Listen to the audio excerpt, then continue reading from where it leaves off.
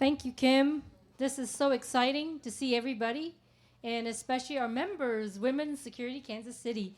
So I'm sorry, can I give a little plug for Women's Security Kansas City? If you're not part of that group, please sign up. We would love to see you, and we want our male allies to come too. So you are also invited. Don't feel excluded at all. Thank you. So today we have an esteemed panel of CISO and one CIO.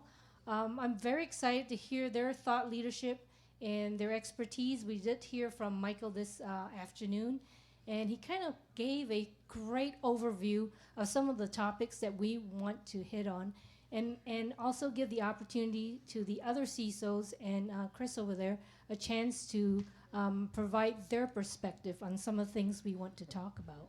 So do you think we need to give you a minute to just kind of go over your introduction one more time? Do you want to start, Sarah?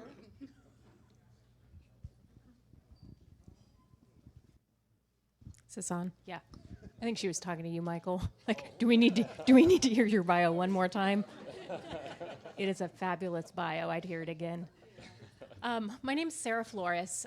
Was talking earlier about how I got started, and I got started selling pianos, and I then moved on to be a developer, so and I was a CISO. Now I'm a deputy CISO, primarily in financial services, but I kind of bring that up and give you that short history because I just think it's so cool that we all have really unique stories. I mean, if you think about some of the new talent that's coming into the field, there are all these degrees, there are all of these certifications. And when I think about the people who helped me grow in my career, and the people that I've worked with, I mean, I've met an opera singer who was a CISO.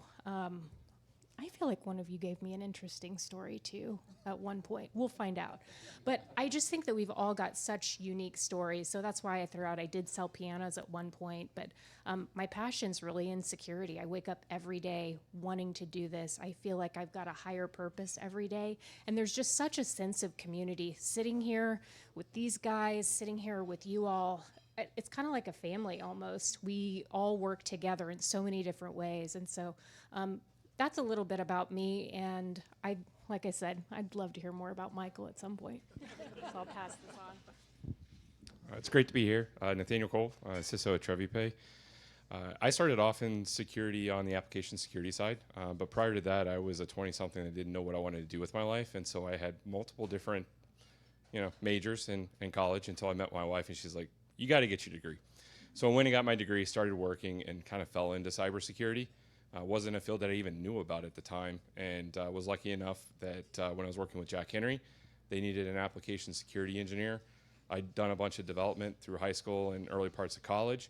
Said, hey, that sounds cool. I don't want to write code 40 hours a week, but I sure want to poke at it. And that's how I ended up falling into security, and from there I kind of bounced around the Kansas City area through different financial institutions. UMB, it was one of them, as well as Hallmark, and then ended up on the consultancy side, and then transitioned back into corporate FTE with, at the time it was MSTS, and we've since changed our name to TreviPay. So not an atypical path, I think, for most of us in security, that my degree has absolutely nothing to do with what I do now, but it did definitely set me up for a good path. Hello again. You guys have all heard from me.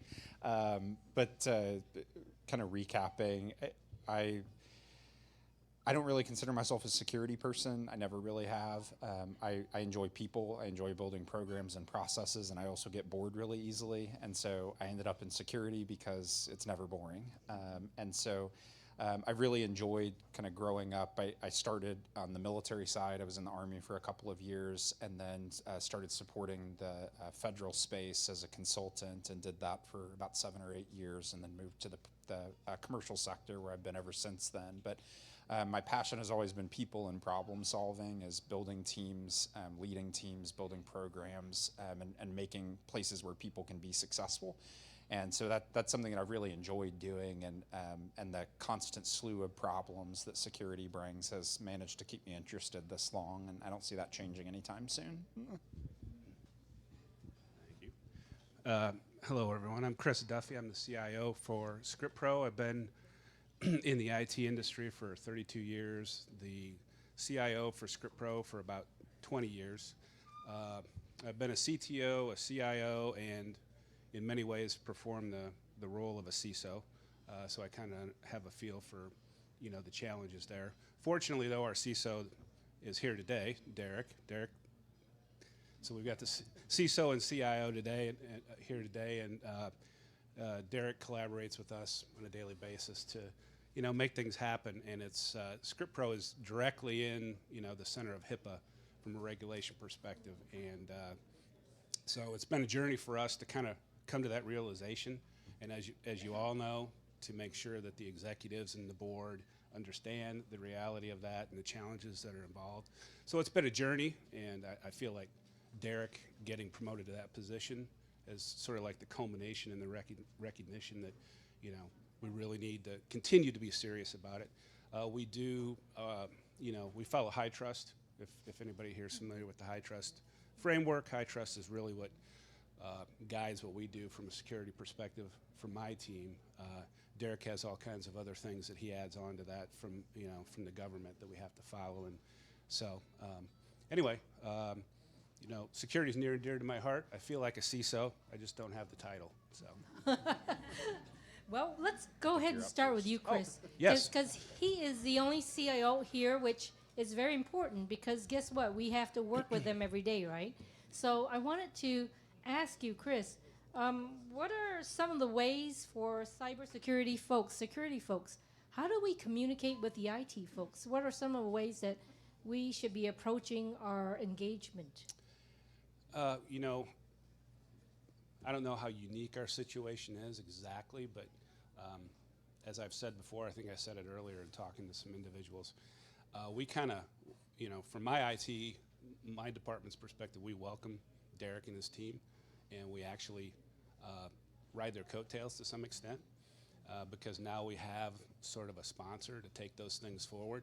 When security concerns come from an IT organization, we're pretty used to being considered a cost center, and I prefer it to be, us to be considered a strategic asset when we're sitting at the table. So Derek, in our situation, it's pretty fluid, and I like the way we have the program, laid out. I do think, though, the challenge that CISOs and security individuals in here have is when people see you walking down the hall, they're like, oh boy, here comes security. It's sort of like HR or security is on the floor, right? Those are the two that everybody's like, oh no, security's coming to give us some work to do. But I think it's a real collaborative effort. I think you have to work together to sell the message. And Sara was kind of talking about that earlier, that there definitely is a little bit of a marketing and advertising and selling aspect to what we do. And so Derek and I spend time collaborating outside of those executive meetings, preparing, strategizing. But the goal is always doing what's right for ScriptPro and doing what's right for the business and not getting in the way of, those generating revenue opportunities and those kinds of things. So as long as we've got those things in the back of our mind and we're working for ScriptPro and in the best interest of ScriptPro, it's hard to go wrong. But we're pretty fortunate. I don't know, what others have experienced. Yeah, let's ask Sara, because you were talking about marketing and how she was trying to provide that message. Well, I think the keynote kind of touched on this a little bit about learning how to speak the business. And I was talking with Chris earlier about, I feel like as I've grown in my career, from being a practitioner into being a leader, the amount of time spent on just salesmanship and marketing, and I always say selling the wares, I feel like that's really been the lion's share of what I've been doing in my career for the last 5-6 years. And what I see now is that we all have to do that. Every interaction that you have, including with the CIO or the developers, your infrastructure teams, it's got to be an educational opportunity. And so we have to get better about translating the things that we know are important, the bits and bytes of what we do, into something that's not only plain English, but aligns to the business.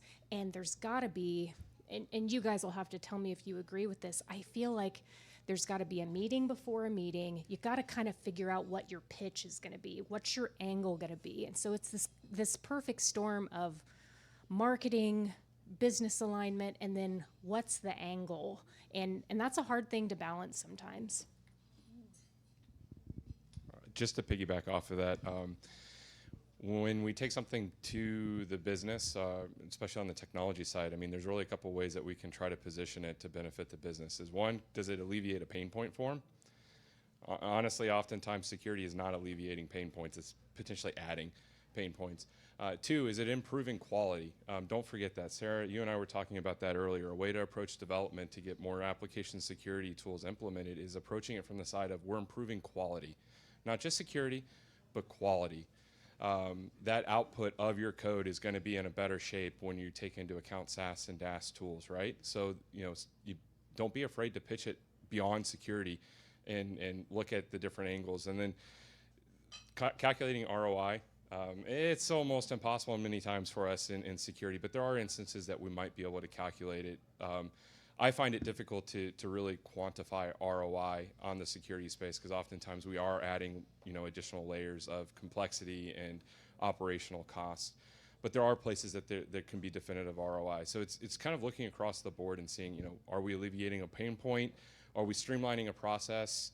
As a way to alleviate a pain point that we've actually implemented as security practitioners by bringing this tool in? Or is there an additional benefit to the business, vulnerability management tools that can also patch that helps out IT? They don't have to maybe manage releasing all those patches. And like I said, with security testing, improving code quality and reliability of the application. So really trying to look at it as, again, how are we going to sell this solution to IT? Yeah, and just to kind of piggyback off what everyone else has said, we kind of have a bad habit in security of approaching IT like a zero-sum game of, security needs to win or IT is going to win. And if we really rethink that as a partnership, like you've done at ScriptPro, where it's IT and security working together for what's right for the business.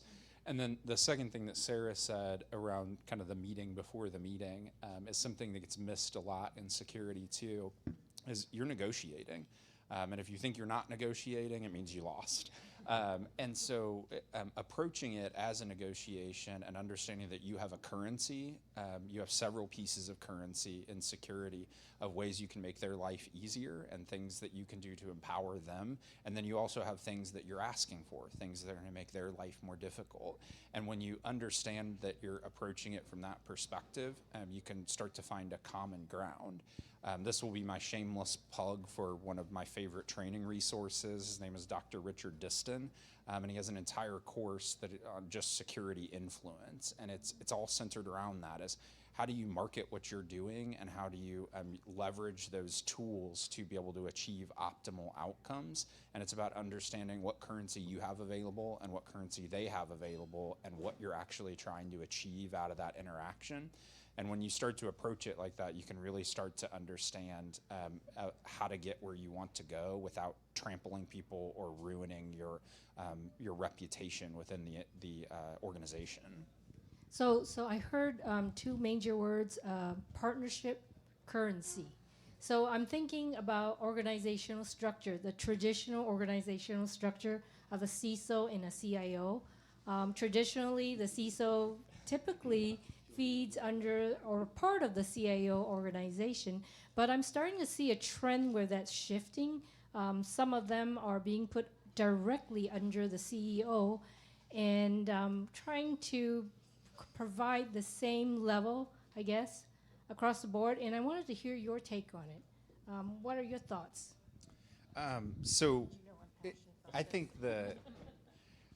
I don't think there's any business sense for a CIO to be reporting to a CISO. I know that's become a really popular thing in the security industry.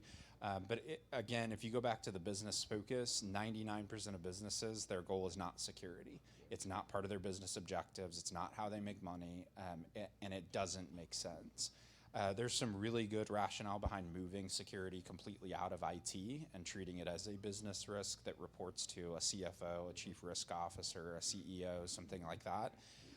But I wholeheartedly disagree that the CIO should ever report to the CISO. I think that just doesn't make sense.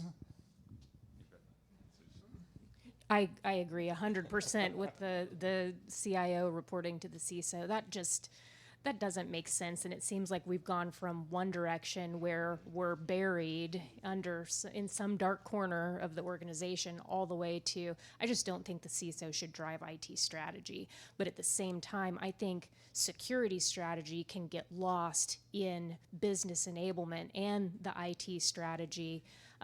In fact, I can't remember who the presenter was, said digital transformation. I looked with fear in my eyes at Michael and was like, digital transformation? Because I feel like, okay, security, sacrifice everything that you're working on to enable digital transformation. How many of you all have heard, get on board? And so having been a CISO that did not report to the CIO, and now being in a leadership role where we report up to the COO, there's a big difference.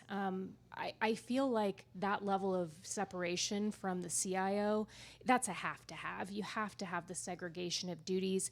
And it also makes for a really great partnership. There can be some really constructive dialogue when the two of you partner and you start challenging each other. And I think that the relationship with the CIO being separate from the CISO, you get to a little bit more of that business enablement when the CIO can challenge the CISO. At the same time, the CISO, I firmly believe, not only should not be encumbered by the IT strategy, but I think it's time we need to have a seat at the table. We have to have a seat at the table, and you're starting to see this trend of not just CISOs being independent from the CIO, but starting to report to very senior leadership. And I think in my particular role, we're on track to report to the CEO.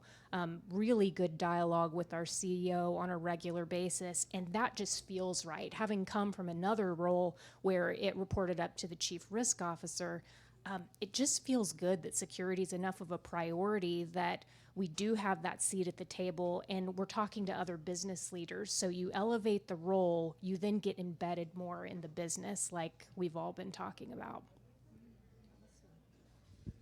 Nathaniel? Yeah. Or Chris? Chris? I'll pass it down to Chris first. Well, I think these guys already know what I think, but obviously I have to be careful how I answer this. I got to make sure I've got an exit to get out of here with all the CISOs in the house. My experience is, I think the CISO, the CIO, both have to have executive sponsorship, and I prefer it to be at the highest levels. I personally report to the CEO, and it needs to vary by company, most likely. At ScriptPro, it makes perfect sense for me to report to the CEO. I think similar thing needs to happen with CISOs as well, because I've experienced as a CTO or CIO when I reported to the CFO. Nobody wants to report to the CFO, right? Because then everything became about dollars, right? Potentially the flaw in a CIO reporting to a CISO is then everything becomes about security. And all of a sudden that's sort of the obsession or whatever, or the focus. So I totally agree that sort of the check and balance of having the two positions, at potentially on equal footing, reporting to executive sponsors. The challenge is, like Sara mentioned earlier, is how many direct reports can a CEO have, right? That's the challenge. So that's why I say it depends on the organization, depends on the size of the organization. For our organization as a mid-sized company, I think it works out pretty well the way we have it laid out, and so that's kind of my experience. I think they captured it all. The only thing I would add actually is, regardless of where the CISO reports within the organization, whether it's through somebody that has is directly underneath the CEO and is reporting to the board or not, security has to be a part of the board presentation. Has to, for any company, has to be a part of the board presentation. That being said, like Sara, I've been in organizations where the CISO is reported through the CFO. I report currently through the CTO. I've been in CIO, COOs, and I think CROs. I think it really, they've all said it, it really does depend upon what the organization values from a business perspective and how they see the CISO fitting within the organization. A great example of it is for one of the companies, the CISO reported through the CFO because the company was most concerned about revenue protection and reputation protection, which reputation directly protected revenue for them. So it made sense, in my opinion, that it reported through the CFO because that was the main goal for the security organization. And then one with the chief risk officer, that individual was actually the legal counsel. And so a lot of that was focused around trying to protect from lawsuits and class action lawsuits, those kinds of things if an event happened. And so it kind of aligned to what they were most concerned about. But I do wholeheartedly agree that at some point, most organizations do need to consider the CISO reporting up to a higher level and obviously being included in the board. So talking about the board, are any of the CISOs currently part of the seat at the table, or how do you get yourself to that place where, you know, the CEO does not have to translate that information to the board, but can invite you into that? How do we get that into position? I think the first thing is to understand what a board does. Most security people don't know, to be totally honest.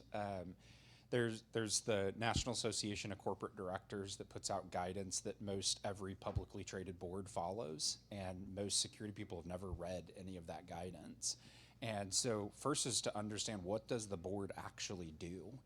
What is the board's role? What is corporate governance, and how is it established throughout the organization?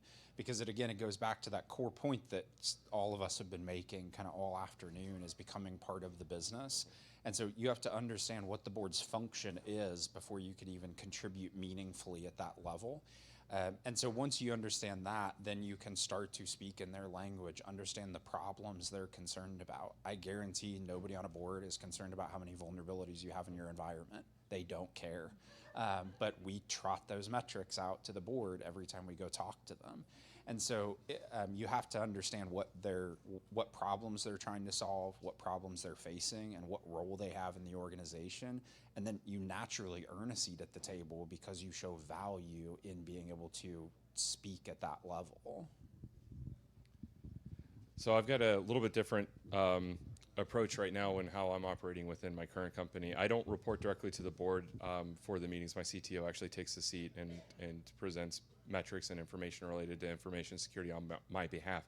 That being said, almost every member of the board is not overly concerned about it right now, but we do have one board member. We are a privately traded company, but we still have a board over top of us right now because we're private equity. There is one individual that kind of has oversight over top of all of our technical, IT, and security to this point, and he's a part of the quarterly security review with all of our executives. So in that way, the board is sending a representative that is directly interested in how information security is being attained and how we're lowering the overall risk posture for the company and positioning ourselves to be resilient. And that does create multiple conversations on the side, which I think are more valuable oftentimes than the crickets in the room when you're just presenting a bunch of metrics, because he's legitimately interested in how we're positioned and advocating for investment to protect the business. Nathaniel makes a really valid point. For those of you who have not been in a boardroom, the crickets are a very real thing. And you do it long enough, you're just waiting for that moment when someone asks you a question. And so that's a very real thing, but I think it's illustrative, and you hear the two perspectives here, that we move at the pace the organization is ready for. I'm in an organization right now where the CISO is a member of the board, and that's cool. But at the same time, the organization is ready for that. Security is top of mind. It is a part of what we do. Now, on the flip side, to your question, how do you make the case to get in front of the board? I think that goes back to that what we were talking about earlier, education, being part of the business. You can't just go in front of the board because you want to go in front of the board. I mean, we all know, everybody in this room knows security is the most important thing, period. That is it. We all agree. Well, the board might not agree. And so even if you make the case, I mean, I've been there just kind of clawing my way to the table, whether it's the board or executive leadership. But once you get there, it's kind of the, well, so what? What's in it for me, right? And so we can tell you all the tips and tricks in the world to get in front of the board or maybe executive leadership or even just the CIO. But if they're not ready to hear it, it's going to be all for naught. And so my advice would be continue with the education, continue to speak the business, and it will become important over time. But if you force the issue, it will be crickets. Did you have anything to add, Chris? Just briefly. Yeah, I concur. I mean, whether it's a room full of board members or a room full of executives, it's really about that educational process, and it kind of is a journey to some extent. You're not going to really go in there the first time and get them on board. They're going to look at you with skepticism, just like they look at IT, and it's a matter of, instead of throwing the metrics up there, sometimes it's a matter of really finding a way to sell it to them in a way that's consumable, and that really depends on your audience too. We happen to have an audience at ScriptPro in our executive alignment meetings where, some of the metrics are okay to some extent, right? So it's kind of a mixture. So it varies. So with this in mind, I wanted to just kind of pivot a little bit about what's happening in the world today regarding Ukraine, Russia, and then recently Taiwan and China. All these geopolitical situations, I know through threat intelligence, adds to what could be happening here, especially if you are part of the critical infrastructure. If that's a space that you're responsible for, even financial or healthcare or energy, for instance. So I wanted to ask you, has the board asked you those questions, and how have you responded to those questions? Or how do you respond to those questions? I would say we haven't addressed those questions head on all that often. We do, it is something that we're aware of. There are some areas of the globe where we've actually utilized some technology to stop certain actors from actually, coming to our systems or our websites or whatever. We were deemed critical infrastructure at ScriptPro, so it's something we take very seriously. And so we've done a number of things to help protect against it. I think some of the things that in the presentations today are critically important. It should be on the top of our list, especially the supply chain issues. I think that's one where that's an issue where, software's global and the supply chain's global. And, some of these bad actors could have planted some things long ago. And they could be sitting on the network right now doing whatever, they want to do. And most likely they are, reporting back to China or wherever. So it's ever changing. You have to be vigilant. I don't know that we've really gotten into those details necessarily. We have had those conversations with our CEO, and he has instructed us in some cases to actually shut off access to certain parts of the globe. So that's kind of about as close as we've gotten at this point to it.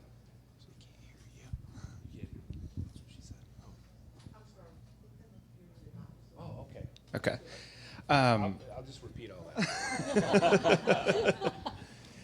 I'm a little bit contrarian in this, in that based on what we've seen, the threat level from China and Russia has not meaningfully changed in cyberspace over the past 6 months, 8 months. It's obviously getting a lot more press than it did 8 months ago. There's obviously a very real kinetic threat to the people in Ukraine, and there's definitely a threat to Taiwan and Ukraine from a cybersecurity perspective. But to U.S.-based companies, we haven't really seen kind of the big one that we thought was going to happen. Specific to your question about the board, yes, am I getting feedback? Okay. Specific to your question about the board, yes, they did ask about it. The White House was talking about it I think once a month they were releasing something almost to a frustrating level, is that it was almost like the boy who cried wolf, as we were constantly talking about Russia sending this huge attack, and it never came. And so it was an education piece, again, where we tried to help them understand Russia's been a threat. It's been a problem. It's something we've been keeping an eye on and will continue to keep an eye on for the foreseeable future. But again, I don't think it's meaningfully changed over the past 8 months. It's just something that we are going to continue to keep an eye on.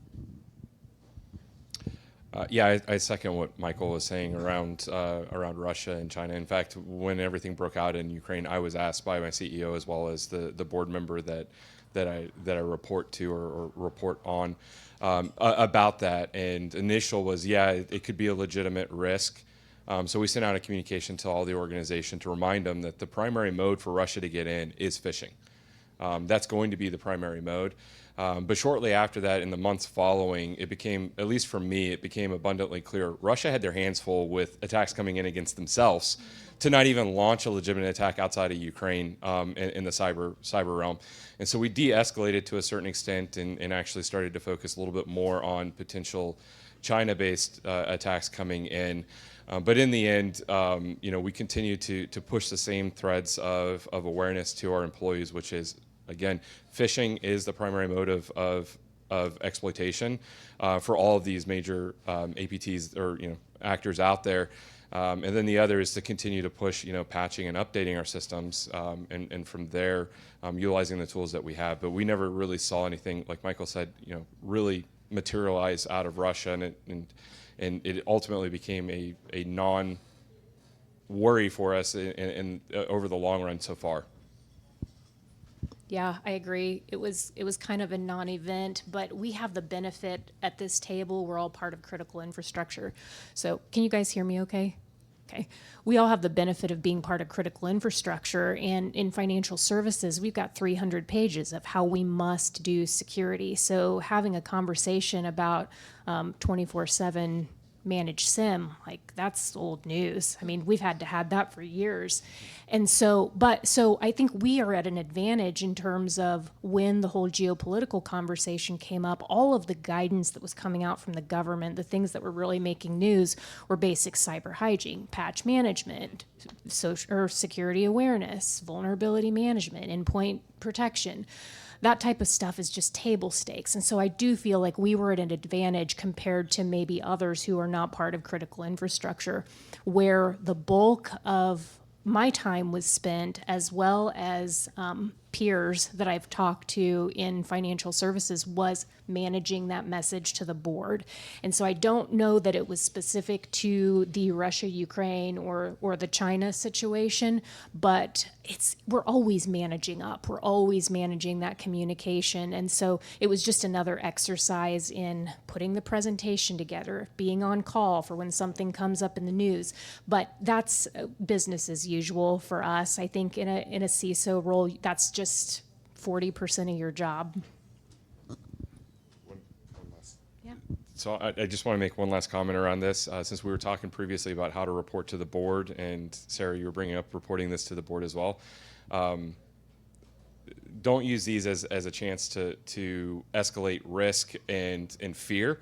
That won't get you a seat at the board. I'll leave it at that. That's a great point. So just moving on a little bit about ransomware. I mean, ransomware has been almost talked to death. Unfortunately, in 2025, I read a stat that says we would have lost to cybercrimes $10.5 trillion. And 20 ransomware attempts are happening every second. And this was something I gathered from listening to Jen Easterly, who's the director of CISA. And so this is always top of mind to any company, ransomware. How do we, what can we do to mitigate that in what we have? Obviously, there are different sizes, especially small businesses, mid-sized businesses. They don't have the resource, the financial backing, even the understanding. So from your point of view and your experiences, what would you tell them today? I have a quick question for the audience. Who here has been a part of a ransomware attack or had to help recover in a ransomware? Was it fun? Okay, I've done two myself. One as a consultant, as one as an FTE. Backups, backups, backups, backups, backups, backups. Whether they're offline or they're online, redundancy in your backups. You don't have a backup, you don't have a restoration plan. And I know that's common. That may be common sense, but in the two organizations that I was involved with, one of them had backups that they had to restore that were 3 years old, because they stored their online backups in the same SAN storage as everything else, and they were Windows based, and so those got encrypted as well.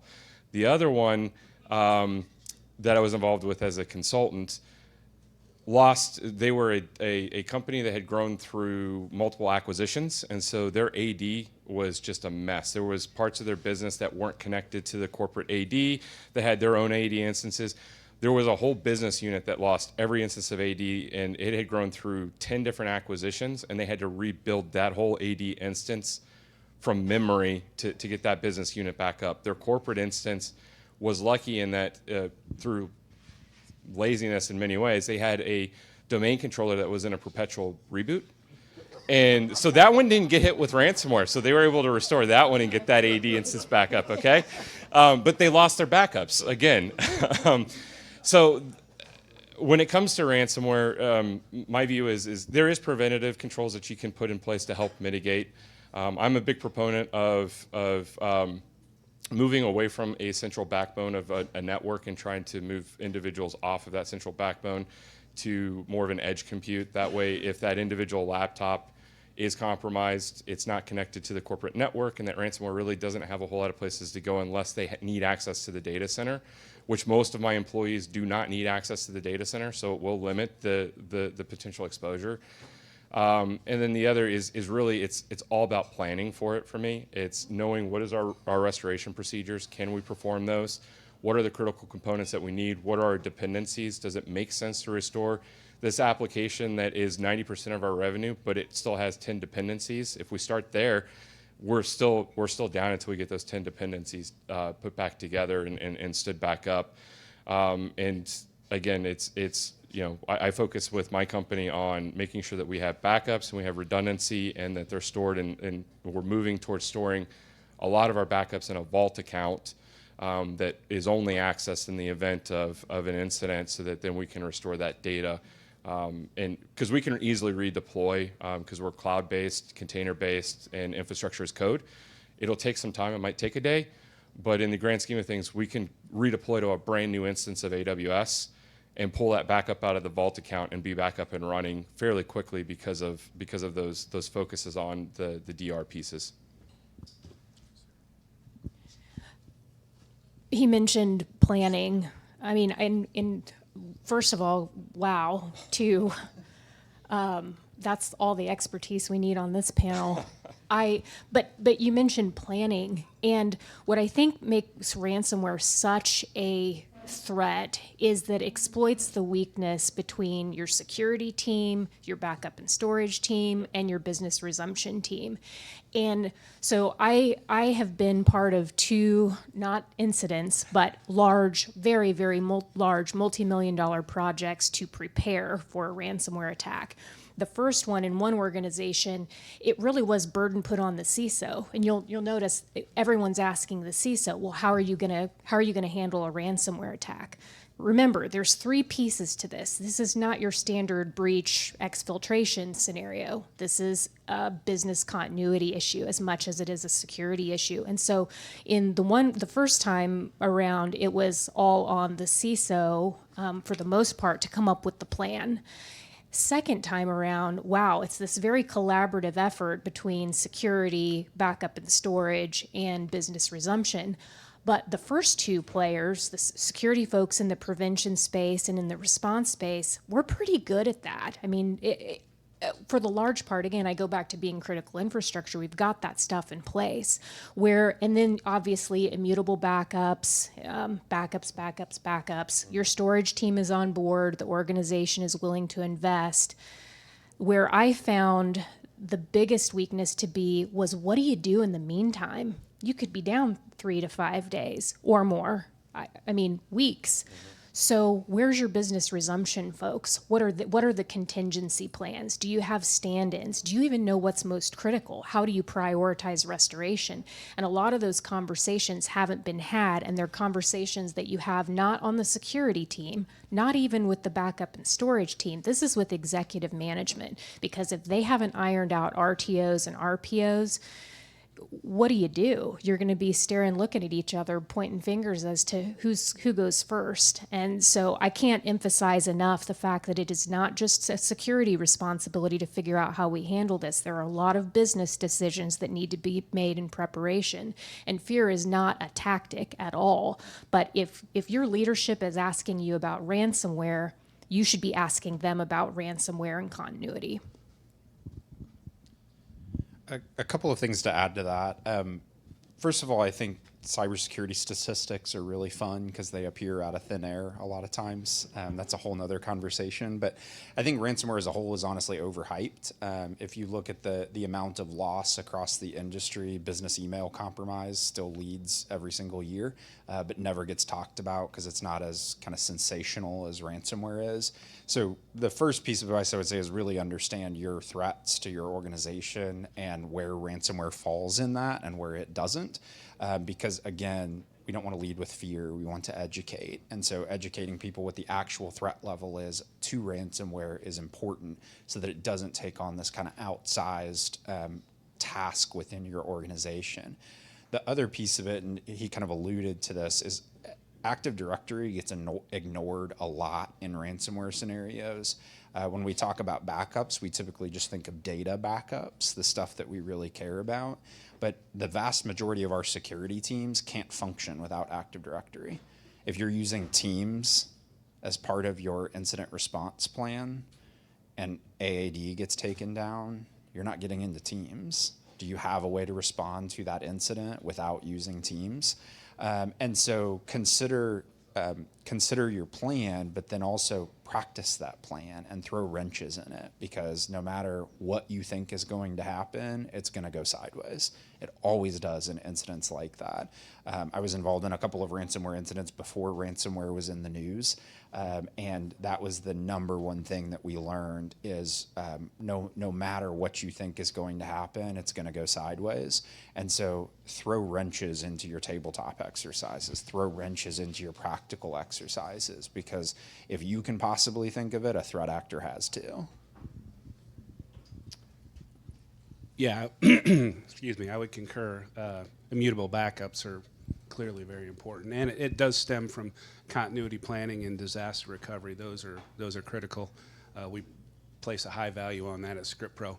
It can be a challenge though, because disaster recovery and security oftentimes are not necessarily valued by executives and boards until there's an issue.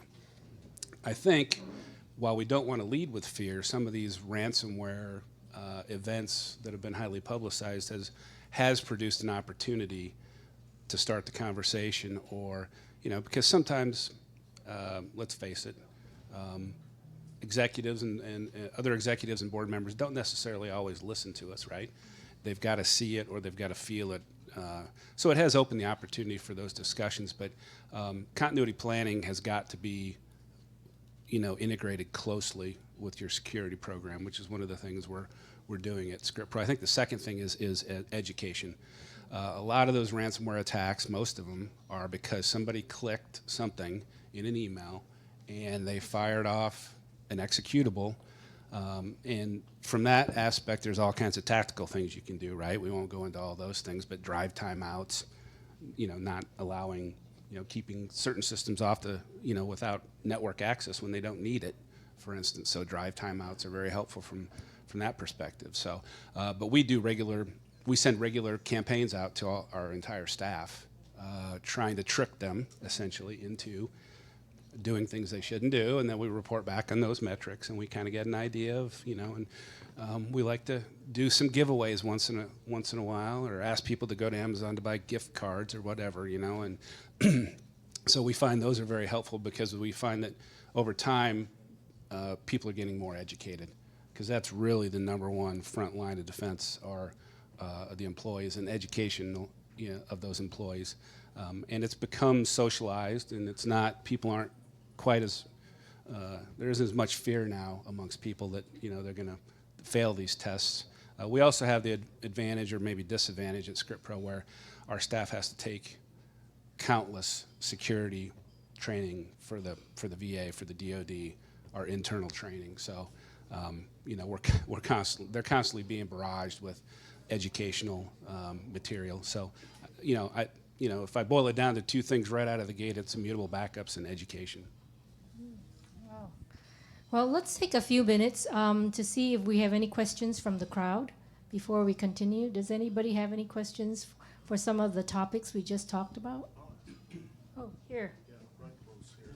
So I don't know really how to eloquently word this, but a lot of places are driven only by compliance requirements rather than security. What are your thoughts on that? And I get frustrated, from an analyst aspect that, like the CIO won't turn SysMon on because of the performance overhead, or they don't want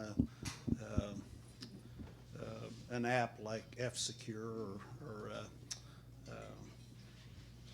the other one, to grab a memory image or something. They just don't want the overhead for security. But if it's compliance required, then just some thoughts on that. So first, I would recognize that you can't beat somebody over the head with security, which is basically what compliance does. When it's a regulation, you have to do it. They don't care about your business. It's the law now.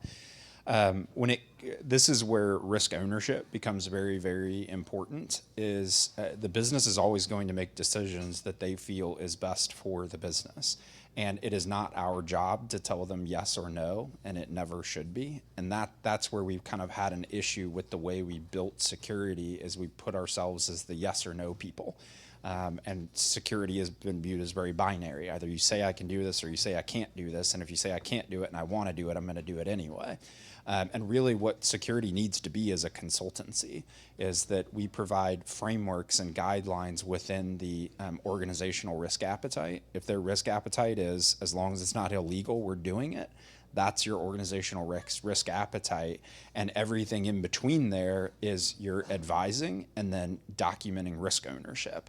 And that's not very fun. I wouldn't want to exist in an environment like that, I'll be totally honest, because that's more risk than I think an organization should be taking on. But ultimately, it's about providing information for risk owners to make informed decisions. And whatever they make after they're informed, whatever decision they make, that's their purview as an executive and an owner in the business. I would piggyback off of that. I think if there's certain things that you're wanting to do and you see a perceived gap in capabilities, getting it onto the risk register and elevating that and allowing, like Michael was saying, allowing the business to be able to say, okay, well, this is a risk that we're willing to take on, that we don't have memory dumps, we don't have the ability to do a deep forensics. Maybe the alternative is that maybe the internal team won't have access to those tools, but the business is willing to spend a little bit extra money on a retainer to have a true external forensics company able to do the analysis if you can provide the system. That's always an option, and I think that sometimes it puts us on the leadership side in a little bit of a no man's land between our security teams and the business, and we are oftentimes trying to help with, yes, we see the value in it, but we also are, at least for me, I'm also trying to align to what the business is willing to spend, what they're willing to do, and what risks they're willing to take on, and strategically align to that. But having a business aligned just to a security or a compliance framework is frustrating, but it's not the right approach, because I would say, for instance, on PCI, my frustration with that one, there's two big frustrations I have with PCI, to be 100% transparent with everybody here. We're cloud-based. They want FIM and they want firewalls. And our auditor is like, show me your firewalls. I'm like, security groups. He's like, that's not a firewall. I was like, tell me it's not a firewall. And then FIM, we're container-based again, right? So again, it shows this what was the last time they released that one? PCI DSS 321 was, Wasn't it? was it I 2019? think so. Yeah. So it's on the beginning of the massive adoption of container-based technology and cloud-based compute, right? ISO 27001 is coming out with a new version this year. The O2 version just was released earlier this year, but we're running on frameworks that are updated 5-7 year cycles. So having a company that's just running on compliance is also not good in that aspect. I concur. Remember, compliance is not security. I do hear you, though. It's incredibly frustrating when you see massive amount of resources or dollars being thrown at something for compliance purposes. I think we have to resign ourselves, too, that if we take off our security hats and put our business hats on, compliance risk is a real risk. They could shut you down. Like, I get it. You're making investments on things that are needed to do business, not necessarily protect the business. But I rely a lot on my teams to, like the examples that you gave, that's where I want to spend a lot of time listening. If you're worried about something, I want to understand why. If I'm worried about something, that's my job to take that. I need to carry that torch for you. It goes back to what we were talking about earlier about the marketing, the salesmanship, just being good communicators, being able to translate the things that we do on a day-to-day basis into plain English, what's in it for me, why is this important to leadership, the people who have the purse strings.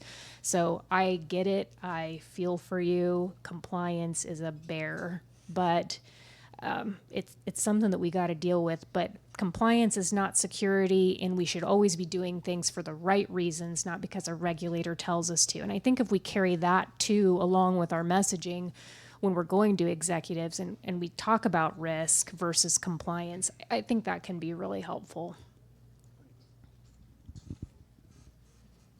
Oh, I think they covered it pretty well. We have a virtual question from Mark. Mark asks, a few industries, for example, financial and healthcare, are highly regulated. What are your feelings on how to address other industries where executives have no impetus to mitigate risk? I can start. So while my company is B2B, we're actually not labeled as finance, so we don't fall underneath FDIC, FFIC, any of those kinds of things. We don't report into any of the state level, even department DFSs, right?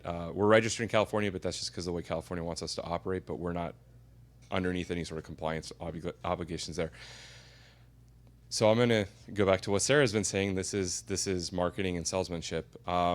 So the way that I positioned it within TreviPay is when we go to the market as a B2B company, we need a way to build trust with our customers early on in the cycle. A good way to do that is to leverage some of the frameworks out there like ISO or SOC 2 as a platform. It's not showing that we're it's not the primary driver for us, but we do utilize the compliance frameworks to help us with building trust with our customers. So that's the way that I've approached it within my business, knowing that it is a B2B, and we have that there. And the other piece is that I have regular conversations with our Chief Revenue Officer and our VP of sales on a regular basis on what are our customers asking about, what are they concerned about, and how can we best position TreviPay that we do take security seriously and we can utilize security as a differentiator when we go to market, to the point where I'm in active work with the sales team to actually build out a full company portfolio that we can make available during the sales cycle before we even asked about it around what we're doing within security. And that's helped to drive additional interest from the executives in continuing to mature and continue to build our security program and looking forward into what are our customers potentially going to be concerned about that we need to address and have an answer for before we get asked.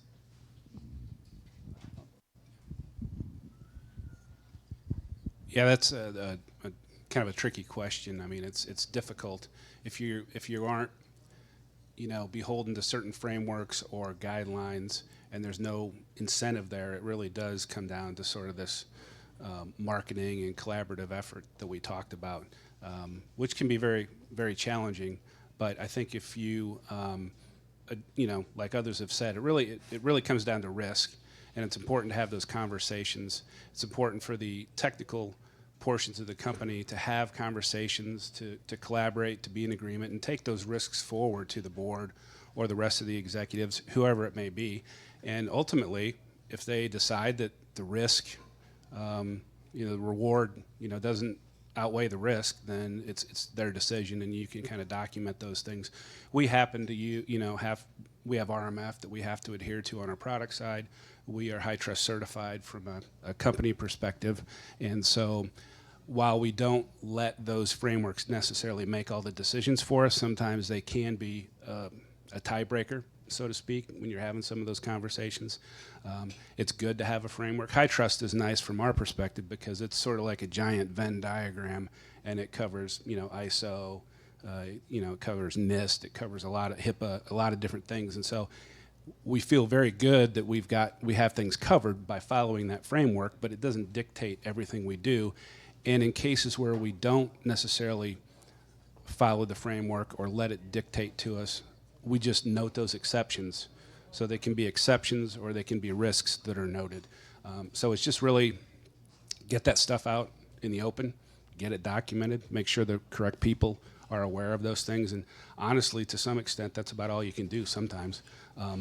Fear doesn't necessarily work, and whoever said it, you can't beat them over the head with security because it'll just make them, you know, not want you in those meetings anymore. So. Well, we do have time for just one more last thought from our panel. If you wanted to leave something behind for our audience today, anything that would equip them, empower them, encourage them as they go back to work, and the things that you've been saying, and they're kind of chewing on what you're saying, what would be one thing that they could take back and continue to meditate on or focus on or go deeper into? I would boil it down to two words: is challenge everything. We like to pretend like we've got security figured out with our best practices and our frameworks and things like that. We don't. We're losing. It's painfully obvious in the number of breaches that continue to increase every year, the number of revenue dollars lost every single year. And so if you think that we have it figured out, we don't. And so that means that we need to challenge these best practices, challenge these frameworks, challenge the way we're thinking about responding to these breaches, and find new ways to do it. Because, by the way, technology is still moving forward too. Quantum computing and AI are right on the precipice of widestream or mainstream acceptance, which is going to change everything from a security perspective. So don't be afraid to challenge everything. You don't need to go learn conventional wisdom and best practices or anything like that to move the industry forward. Look at what we're doing, look at what's not working, and then challenge it. Find a better path forward, and we will all thank you for it. It might be similar to what Michael's saying. Sara and I were talking about this earlier, but I think take the mentality of security can lead the way for the business in adopting new technologies. We should be, as practitioners, looking at where is the industry going across the board in IT, as well as for businesses. What type of technology is being adopted, whether that be, you know, data analytics, cloud adoption, tools. Go out and be proactive and play around with those tools so that you can help lead the business down a good path. So again, it's kind of partnering with the business, but being on the cutting edge is actually, I think, very good for the security teams. Because when the engineering team comes to you and they expect you to say no, because we're the yes/no group, right? You're already out in front of it and have already been playing around with it. If your company is not cloud native or is not utilizing cloud, don't be afraid to go and ask your CISO or your leadership, hey, can I go dabble in the cloud. I'm really interested in how we could secure the cloud if we get there. That way, if the business does decide they go that way, you've already built up some skills and know kind of how things should potentially be run, so you can help enable the engineering team as they go to build out their processes and procedures to adopt that technology. I would encourage all of you as you leave today to think about taking care of yourself. So mental health and security is a very real conversation that's happening right now. Burnout in our industry is at an all-time high. This doesn't get any easier, guys. Like we're fighting the good fight. We are at war. I think we all know that. What we forget is every one of us go to work every day taking care of everyone else. That's our job. But I think we have to do a better job of challenging ourselves to, are we doing work that's satisfying? Are we investing in continuing education? Are we spending time with our finance guys? Am I getting enough sleep? Do I have what I need? Am I eating lunch? Quick story. Sorry, tangent. There was a time in my life where I ate instant oatmeal every day for lunch because it was something I could go quick, hot water from the coffee machine. I'm off, I'm going, protect the world. We can't do that anymore. We are a weakness if we are not at our best. And so we've had this I must be all things to all people philosophy, I think, for a really long time. It's part of being in cybersecurity. Can't operate that anymore. Don't put the organization at risk, your team at risk, yourself at risk by not setting good boundaries and realizing that focusing on yourself and what you need that's part of your job too. Wow, those are really good. It's hard to follow up that. Just know that what you do is extremely important. It's extremely important to most CIOs as well. Some of them may be a little difficult trying to protect their processors or whatever from time to time, but just make sure you're constantly educating yourself like you're doing now, because the bad actors on the other side, they live and breathe this stuff. So you're working against some pretty motivated individuals and highly intelligent. From a tactical perspective, I would say this goes for technology across the board. Don't focus on just a particular technology for technology's sake when you're approaching a problem. If you like Arctic Wolf, don't be obsessed about going and beating, the executives over the head with, it's got to be this or it's got to be that. Look at what the business situation is, the business case, and adjust your thinking and think creatively and come up with the solution that's best for that scenario. Sometimes you're going to be limited based on cost. Right or wrong, cost might be a driving factor. You got to get creative, and it's not going to do any good to say, I'm a Linux person or I'm a Microsoft person and go, just disengage and put your head in the sand. Get creative. There's ways to do it. There's ways to sell it. We've talked about marketing. And there's a lot of things you can do even with some open source products. So really just be creative and do your best and know that what you're doing is hugely important to all of us.